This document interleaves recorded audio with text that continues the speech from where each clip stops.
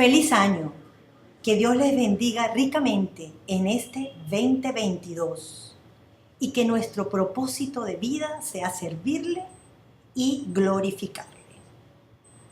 Comenzamos este primer trimestre estudiando la primera epístola a los Corintios. Y es interesante porque vamos a descubrir a través de estos 3 meses qué puso en el corazón el Espíritu Santo de Pablo para que se dirigiese a estos hermanos. Y vamos a constatar que muchas de estas enseñanzas son aplicables a nuestros días. Para ello, en esta primera sección me gustaría que conociésemos un poco sobre la ciudad, sobre sus habitantes, un poco conocer el contexto antes de abordar la clase en particular. Corinto estaba ubicada en la franja estrecha de tierra que unía la Grecia continental con la península del sur. Esta privilegiada ubicación la convertía en uno de los principales puertos de la región. Los mercaderes llevaban su mercancía por tierra hasta Corinto, y las embarcaciones allí no se arriesgaban en un viaje peligroso por las costas de Acaya. Corinto era la ruta comercial más importante del imperio. Por sus puertas pasaba todo el comercio del mundo conocido de aquel entonces. Esta es la ciudad donde se desarrolla esta iglesia. Corinto contaba con una enorme población compuesta por extranjeros, una colonia importante de judíos y también por una población flotante, personas que por trabajo, comercio, turismo u otro motivo tenían que permanecer allí por un tiempo. Una de las actividades más importantes que ocurrían anualmente en esa ciudad eran los Juegos de Istmo, que esto traía como consecuencia muchísimo tráfico de personas en la ciudad.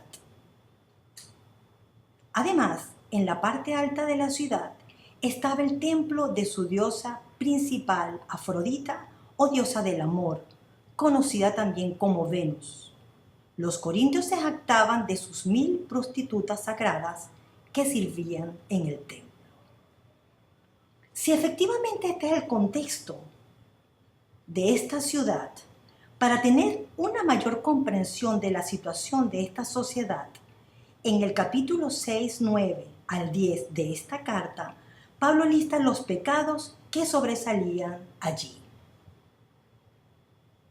Dice parte de la Escritura: no os dejéis engañar, ni los fornicarios, ni los idólatras, ni los adúlteros, ni los afeminados, ni los que se echan con varones, ni los ladrones, ni los avaros, ni los borrachos, ni los maldicientes, ni los estafadores heredarán el reino de Dios. Ahora, ¿cuándo fue fundada esta iglesia? Esto ocurre en uno de los viajes misioneros de Pablo, y él estuvo allí 1 año y medio. Pablo llegó a Corinto procedente de Atenas, donde había sufrido el rechazo de aquella gente y la frialdad con la que habían recibido su mensaje. Muy pronto estableció contacto con una pareja que sería de gran ayuda, Priscila y Aquilas. En esta ciudad, Pablo utilizó la misma estrategia que había aplicado en otros lugares. Fue a la sinagoga, les predicó primero a los judíos que allí se encontraban. La oposición lo forzó a salir en medio de ellos, encontrando refugio en un lugar donde continuó predicando a los gentiles. Hechos 18:8. Dios mismo lo animó a seguir adelante. Hechos 18:9. Los judíos lograron llevarlo ante la más alta autoridad de esa región para tratar de hacerle daño, pero el procónsul Galión lo dejó en libertad. Hechos 18:8. De esta manera la oposición judía quedaba prácticamente derrotada. El próximo paso era ir a los prosélitos y temerosos de Dios. La casa de Tito, el justo, se convirtió en el primer edificio abierto para la predicación del Evangelio. Una vez que él sale de allí, en su tercer viaje misionero, Pablo se estableció por 3 años para trabajar en Éfeso. Allí recibe algunos informes por boca de Apolos, quien fue para estar 1 año con los corintios. De esta manera, pudo formarse un concepto claro de lo que estaba sucediendo. Adicional, poco a poco comenzaron a llegar noticias desagradables de lo que estaba sucediendo en la iglesia. Luego recibe una delegación de los miembros de la familia de Cloé, 1 Corintios 1:11, y una carta que le enviaron para preguntarle respecto a asuntos esenciales. Una vez recabada toda esta información, Pablo, con la ayuda del Espíritu Santo, empieza a escribir esta carta. Esto nos enseña que cuando queremos ayudar a solucionar algún problema, no debemos basarnos en unas pocas cosas que de ese problema hemos oído, sino que debemos obtener una información amplia y correcta que nos permitirá ayudar y no empeorar. Siendo así, podemos resumir cuál es el propósito entonces de la carta. Bueno, como vemos aquí en la lámina, responder preguntas y dudas que habían surgido entre los hermanos y exhortarles a la unidad, dejando sus desavenencias. ¿Y qué buscamos en la carta? Cuando vamos a leer, ¿qué vamos a encontrar? Bueno, Pablo dio a los corintios consejos francos, directos y pertinentes sobre la vida cristiana y las relaciones entre la iglesia. Vamos a ver temas como dones espirituales, sobre el amor, sobre la resurrección. Es una hermosa carta, muy pertinente para estos días y que les invito a darle una lectura rápida para luego comenzar a estudiar capítulo por capítulo. En este sentido, fíjense cuál es el plan de estudio. Esto abarca 3 meses, que son las 5 unidades, y hoy vamos a estudiar la unidad 1, la clase número 1, dice llamamiento a la unidad de la iglesia, y está compuesto de los capítulos 1 y 2. El texto básico lo conseguimos en 1 Corintios, capítulo 1, versículo del 4 al 17. Y el versículo central o clave de esta clase es la siguiente. Os ruego, pues, hermanos, por el nombre de nuestro Señor Jesucristo, que habléis todos una misma cosa, y que no haya entre vosotros divisiones, sino que estéis perfectamente unidos en una misma mente y en un mismo parecer. Vayamos entonces a la primera sección de este capítulo. Leamos entonces del capítulo 1 de 1 Corintios, del versículo 1 al versículo 9, titulado Unidad por lo que Dios nos ha dado. Pablo, llamado a ser apóstol de Jesucristo por la voluntad de Dios, y el hermano Sóstenes, a la iglesia de Dios que está en Corinto, y a los santificados en Cristo Jesús, llamados a ser santos, con todos los que en cualquier lugar invocan el nombre de nuestro Señor Jesucristo, Señor de ellos y nuestro. Gracia y paz a vosotros, de Dios nuestro Padre y del Señor Jesucristo. Gracias doy a mi Dios siempre por vosotros, por la gracia de Dios que os fue dada en Cristo Jesús, porque en todas las cosas fuisteis enriquecidos en Él, en toda palabra y en toda ciencia, así como el testimonio acerca de Cristo ha sido confirmado en vosotros, de tal manera que nada os falte en ningún don, esperando la manifestación de nuestro Señor Jesucristo, el cual también os confirmará hasta el fin, para que seáis irreprensibles en el día de nuestro Señor Jesucristo. Fiel es Dios, por el cual fuisteis llamado a la comunión con su Hijo Jesucristo nuestro Señor. No cabe duda que Pablo era un excelente escritor y que permitió que lo usara el Espíritu Santo. Si notamos los primeros 9 versículos, observamos que Pablo presenta un bosquejo de lo que trata en toda la carta. En el versículo 2 dice, Señor de ellos y nuestro. Esto anuncia el tema de la unidad. Cristo no solo es Señor de unos, sino Señor de todos. En el versículo 2 dice, llamados a ser santos. Esto señala la pureza de la iglesia, tema que trata en algunos capítulos como es el número 5. Nada os falte en ningún don, versículo 7. Esto nos dice que en el transcurso de la carta hablará respecto a los dones espirituales, capítulos 12, 13 y 14 de este libro. También habla en esta introducción de el día de nuestro Señor, tema que desarrolla en el capítulo 15. Nótese que en estos 9 versículos se menciona 9 veces a nuestro Señor Jesucristo. Y vamos a ver más adelante cuál es el sentido de nombrarlo y pronunciarlo en varias veces para que quede en la mente del lector. Veamos sobre el escritor, sobre los 2 escritores. Pablo comienza identificándose como apóstol, pues algunos hermanos negaban a Pablo su autoridad apostólica.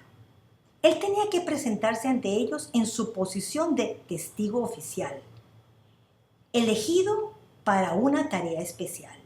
Así recibirían sus mensajes, no como la palabra de Pablo, sino como la palabra de aquel que lo había llamado, o sea, con la autoridad de Cristo.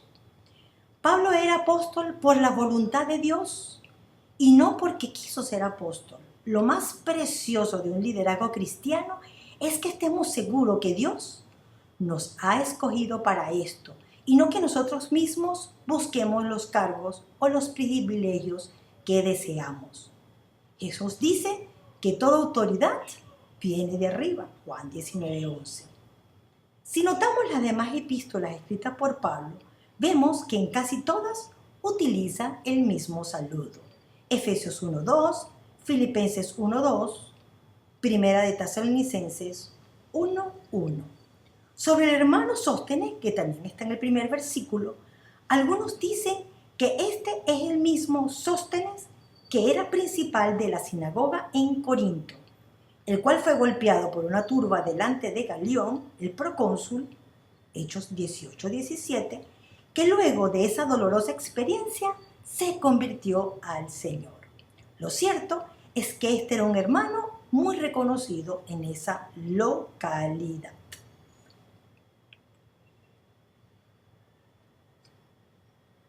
A la iglesia de Dios que está en Corinto, el mensaje. Note aquí que no se dice la iglesia de Corinto, sino que la iglesia que está en Corinto. Pues la preposición de significa pertenencia. Pero esta preposición de está donde dice a la iglesia de Dios. Esto quiere decir que la iglesia es propiedad única de Dios. Su origen es celestial, su poder es inmortal y su destino es glorioso.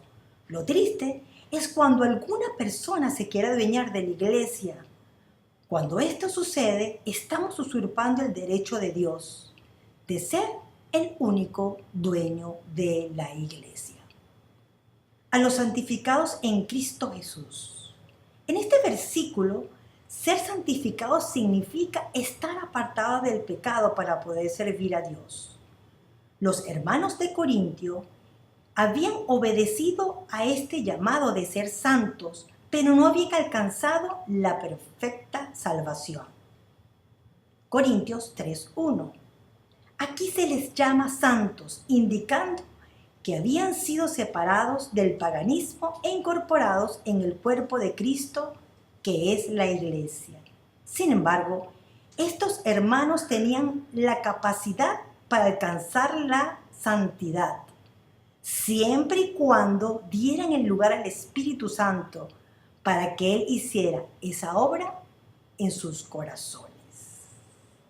La gracia de Dios. Recordemos que gracia es un favor o un regalo inmerecido. Esta gracia había sido dada a los corintios abundantemente.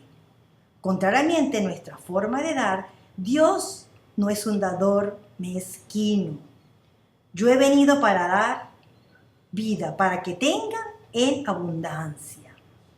Pablo le dice a los corintios, porque en todas las cosas fuisteis enriquecidos. El problema es que los corintios no habían logrado comprender la abundante gracia de Dios. Y antes de agradecer a Dios por lo que habían recibido, lo utilizaban mal. El versículo 5 dice que fueron enriquecidos en toda palabra y toda ciencia. Si vemos el comportamiento de los corintios, vamos a notar que cuando hablaban era para pelear, causar divisiones o para confundir. Y su conocimiento había resultado en su envanecimiento. El testimonio confirmado.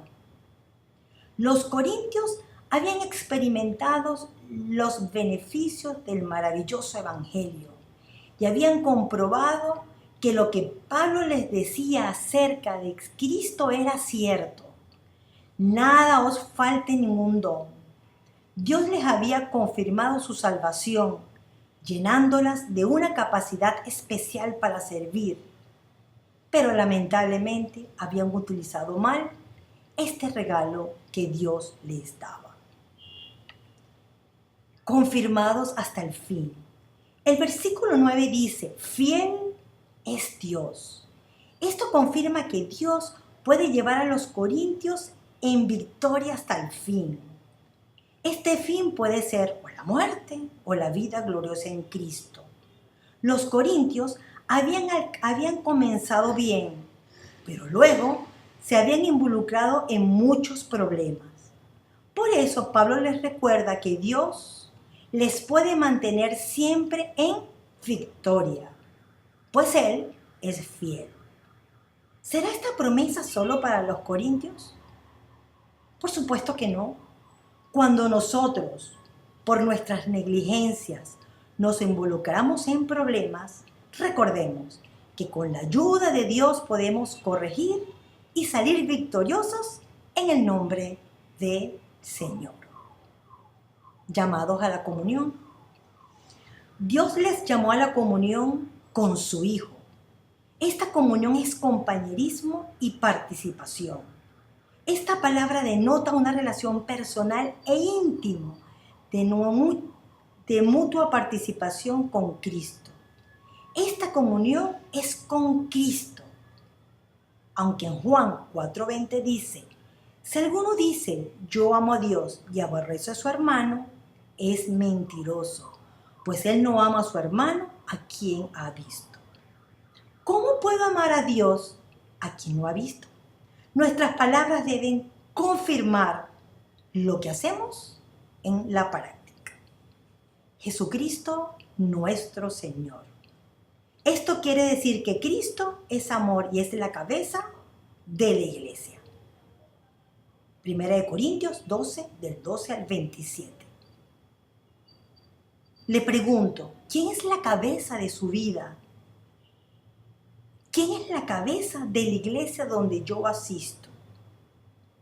Si no es Cristo, la respuesta a estas dos preguntas, entonces algo anda muy mal. Usted necesita buscar a Cristo profundamente. La cabeza de la iglesia no puede ser el pastor, un diácono o un líder. Solamente Cristo. Ahora pasamos a la segunda sección. Unidad por el nombre de nuestro Señor Jesucristo. Unámoslo. Hemos visto en estos 9 versículos el amor de Dios para sostenernos y llevar una vida cristocéntrica. Dios hace y cumple su parte. Pero veamos ahora en esta nueva sección cuál es el problema que estaba pasando con esta iglesia. Vamos a leer del versículo 10 al 13. Dice así: os ruego, pues, hermanos, por el nombre de nuestro Señor Jesucristo, que habléis todos una misma cosa, y que no haya entre vosotros divisiones, sino que estéis perfectamente unidos en una misma mente y en un mismo parecer. Porque he sido informado acerca de vosotros, hermanos míos, por los de Cloé, que hay entre vosotros contienda.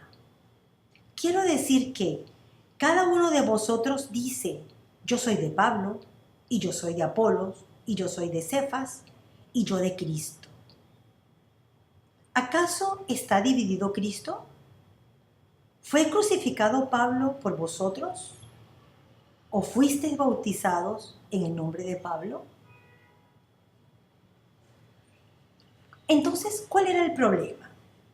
Hay entre vosotros contiendas, nos dice el versículo 11. Esta palabra contiendas es la misma que aparece en Gálatas 5:20, donde se habla de las obras de la carne. Pablo les dice que la iglesia estaba siendo sometida por la carnalidad. Las obras de la carne estaban terminando con el fruto del Espíritu. El problema básico era que el mundo estaba ganándose a la iglesia poco a poco, en vez de que ella fuese la que ganase al mundo. Este es el defecto de no poder presentar al mundo un mensaje armónico, un frente unido y un cuadro de hermandad. Un espíritu de división estaba posicionándose de los hermanos de Corintio. ¿Acaso está dividido Cristo? Los corintios habían dividido el cuerpo de Cristo. Cada uno pretendía ser dueño de la verdad, a pesar de que cada uno creía tener la verdad. No podían responder a la pregunta que les hace el apóstol Pablo, sin aceptar que ellos estaban totalmente equivocados. El versículo 12 menciona 4 partidos que había en esa iglesia, o cuatro tendencias, digamos. Aunque no podemos con exactitud conocer cuál era la posición de cada uno, los comentaristas afirman lo siguiente. El partido de Pablo. Este partido probablemente estaba formado por los primeros convertidos en el ministerio de Pablo. Esto les daba un poco de orgullo personal. Posiblemente el nombre de Pablo fue uno de los primeros escogidos por ser el fundador de la iglesia. Partido de Apolos. Posiblemente sus seguidores se sentían atraídos por su filosofía y su retórica. Vemos en Hechos 18, 24, 28. Sin embargo, les fascinaba la elocuencia de este siervo de Dios. Lo cierto es que entre la predicación de Pablo y de Apolo no había diferencia alguna en cuanto a las verdades fundamentales del Evangelio. Recordemos que Apolo lo orientaron en el camino Priscila y Aquila, y eso lo conseguimos en Hechos 18, 26. El partido de Cefas, Pedro. Posiblemente adoptaron el nombre de Pedro por ser muy estricto, especialmente en lo relativo a la observancia de la ley judaica. También Pedro era uno de los más prestigiosos apóstoles originales. Esto agregaba prestigio a su posición. Y por último, el partido de Cristo. Estos posiblemente eran el grupo que no se querían someter a maestros humanos y ellos tenían su propia interpretación de las enseñanzas del Señor. Es necesario mencionar aquí que ninguno de estos líderes que ellos habían escogido estaban contentos con este nombramiento que les habían hecho.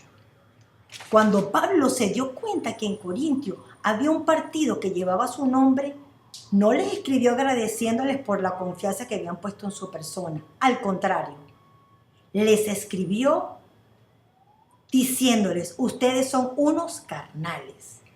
Pablo trabajaba para la gloria de Dios y no para engrandecer su propia persona. Él mismo les preguntó: ¿fue crucificado Pablo por vosotros? Pablo quería que los hermanos de Corinto recordaran que fue Cristo el que fue crucificado por ellos y que en consecuencia ellos eran de Cristo y no de Pablo, ni de Cefas, ni de Apolos, ni del Cristo que ellos manejaban a su manera. ¿O fuisteis bautizados en el nombre de Pablo? En ningún momento de su estancia en Corintio quiso ensalzar su propia persona. Al contrario, su predicación tenía que ser de tal manera que toda la gloria y la honra fuera para la cruz de Cristo. La solución. ¿Deben los creyentes estar de acuerdo en todo? ¿No habrá algún caso en que tengamos opiniones diferentes? Por supuesto que sí. Y eso es innato porque todos somos diferentes. Sin embargo, debemos estar unidos en las doctrinas fundamentales y distintivas de una iglesia que están basadas en la palabra de Dios. En este sentido, no puede haber diferencia de opinión. Aquí es unicidad de opiniones. Pero en cuestiones secundarias, estratégicas de evangelio, formas de culto, horario o hasta regresar si hay la pandemia, puede haber diferencia de opiniones. Lo importante es buscar el consenso y respetarlos. Las diferencias entre los corintios tenían un fondo pecaminoso porque se trataba de un divisionismo devastador para la iglesia. El contexto de estos versículos nos dice que las divergencias que tenían eran en cuanto a quién tenían que seguir. Unos seguían a Pablo, otros a Apolo, otros a Cefas, y los otros se engañaban a sí mismos diciendo que seguían a Cristo. La solución que Pablo les plantea es esta: reconozcamos que la cabeza de la iglesia es nuestro único Señor Jesucristo. Cuando el creyente sigue a Cristo, deja de seguir a los líderes humanos de este mundo. Los exhorta a hacer un cambio de corazón que les conduzca a la unidad. El problema básico de los corintios es que se habían apartado de Cristo por andar detrás de los hombres. La solución era que reconocieran a Cristo como su Señor primeramente. Luego estarían listamente y al reconocer que Pablo, Apolos y Cefas eran solamente servidores de Cristo, por medio de los cuales ellos habían creído. Primera de Corintios 3:5. Y la tercera parte y última, unidad por causa del Evangelio. Primera de Corintios 1:17 es una aclaración acerca del bautismo por agua. Este versículo deja bien claro que Cristo había comisionado a Pablo para que predicase el Evangelio y no para que administrara el bautismo. El mismo Pablo dice que si se hubiese dedicado a bautizar con agua, hubiera hecho vana la cruz de Cristo, pues no me envió Cristo a bautizar, sino a predicar el Evangelio, no con sabiduría de palabra, para que no se haga vana la cruz de Cristo. Todo esto implica que la misión suprema del cristiano es la misma: predicar el Evangelio, seguir la gran comisión que conseguimos en Mateo 28, 19. Finalizando, ¿cuáles serían las aplicaciones o algunas de las aplicaciones de este estudio? La salvación es el resultado de la gracia de Dios, por lo cual no queda ningún lugar a duda para la jactancia. El Señor Jesús pagó todo por nosotros. Por eso, todo se lo debemos a Él, por lo cual debemos vivir para Él. Nuestro desempeño en cualquier área de servicio debe buscar siempre la gloria de Dios y el fortalecimiento de la iglesia local. No permita, querido hermano joven, que su carácter, su yo, prevalezca en vez de dejar trabajar el Espíritu Santo. Siendo así, podemos entonces buscar la unidad, buscar el consenso y poder todos juntos cumplir con el llamamiento de la unidad, la cual el Señor nos demanda. Aprendemos de ejemplos de Pablo de cómo tratar las desavenencias. Él tenía elementos, los evaluó, conoció cuál era el problema y buscó soluciones. Y no me cabe duda que él tuvo que orar mucho para poder dar este tratamiento a este caso y buscar la solución a esta problemática. Así que este hermoso libro vamos a conseguir grandes verdades que nos van a ayudar a nivel personal y también como iglesia. Les animo, mis hermanos, a leer las siguientes lecturas para la próxima clase. La clase que siguiente se llama, la titulada Llamamiento a ser colaboradores, capítulos 3 y 4, y como pueden ver allí, tienen la lectura diaria.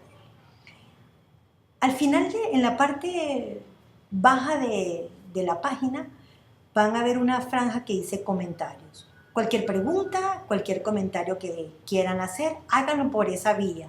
Y dentro de lo posible, les puedo dar respuesta a algunas de sus interrogantes. Que el Señor les bendiga ricamente.